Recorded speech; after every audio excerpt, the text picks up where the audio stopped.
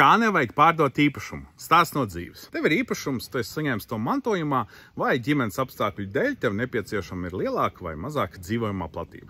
Tu esi nolēmis to pārdot. Tu paskaties SSA, pa kādām cenām tirgojas citi īpašumi līdzīgi. Tu noteikti zini, ka kaimiņš ir kaut ko tādu līdzīgu pārdevis.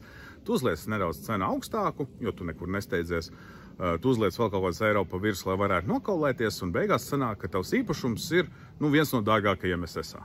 Tu publicē sludinājumu, varbūt kāds arī piezvana, iespējams kāds arī atnāk paskatīties, un kāds vēlās arī iegādāties. Bet darījums izjūg, jo banka nedod hipotekāro kredītu.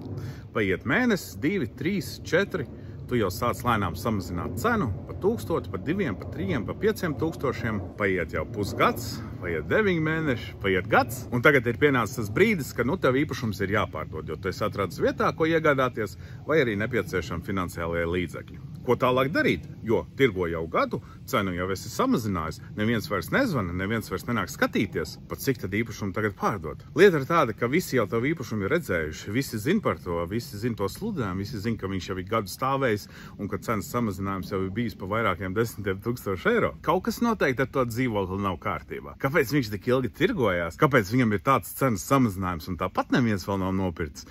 Es jau nebūšu tas, kas tur ir nopircis. Tieši tāpēc, lai īpašumu pārdot par maksimālo vērtību, pie pārdošanas procesa ir jāpieiet atbildīgi.